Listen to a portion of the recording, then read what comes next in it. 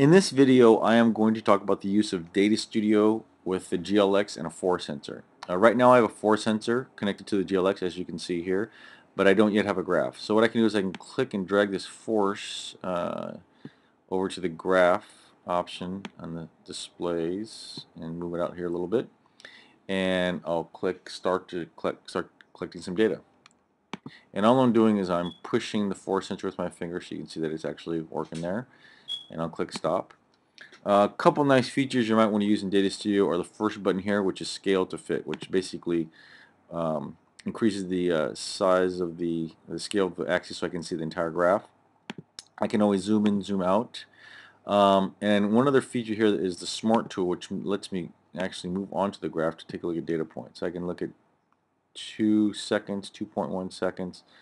So it looks like I'm collecting data every tenth of a second, and these are my force values there, 3.8, 18.7, 26.5, and so forth. So I can move around like that, which is a nice feature. I'll uncollect that. Looks like I'm missing some data points. In other words, there's a big jump from here. I see it's kind of choppy from there. So in order to get more data, I can increase the sampling rate. Right now it was collecting 10 samples per second, which made sense because I saw data points every tenth of a second. Let me go up to, let's say, 40 hertz or 40 samples a second and see what happens. So I'll click start, and you can see there's many more dots, and I'm pressing the button and I get a little finer detail there. When you collect multiple trials, you're going to have overlapping graphs, and this may get a little hard to look and analyze. So you can do one of two things. You can either actually go to the graph and click on, let's say I'll get rid of run number 1.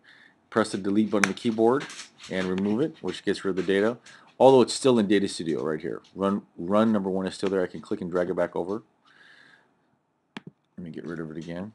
Or if I have a run that I completely do not want and I want to completely eliminate it permanently, I can click over here and press delete and get rid of it, so it no longer exists. If I want to get a little bit different look at the data, I can always click table, drag the run to over here to table, and I get a table view of the data. So just as an example, I can take a look at this and I can say right before 1 second it looks like it's at 0. So right before 1 second it's at 0. So if I scroll down this list a little bit, 0.67, and you can see here right about 0.95, 0.97 seconds I can see the data. So this is another way to view the data. You can always use the Smart tool, as we saw earlier, to take a look at data points. But the table view is sometimes nice. You can see all the data at once. I'll click and close that. Remove that. A couple other features are slopes and areas. If I click the slope tool, where it says m equals something, I can click and I can actually just move it around with the cursor keys, and it'll tell me the slope at different points in the graph. And another feature is the area tool. And if I click and drag a certain area or a certain region, it'll tell me the area under the curve. And for different applications, the area means something. So I can hone in on a certain section and take a look at the area under the curve. Right here is the area. It tells me min and max information as well. So I can take a look at that and move that as well.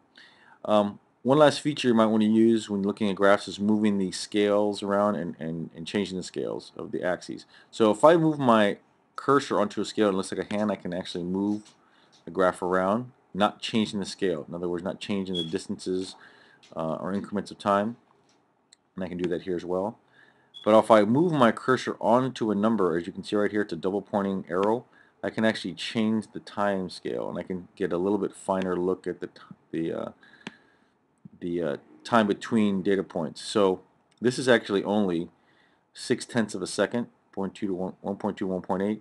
But if I stretch it out, I can get a lot better view of the data. And if I want to find the area of that curve, I can go area, and I can click and just get that. So I get a little bit better view of the data. So scaling is a nice little issue, and all you need to do is to put your cursor on a number and drag left or right, move your hand on the axis, and you can actually move the data around. So those are a couple nice features you can use when using the force sensor with the GLX and Datastudio.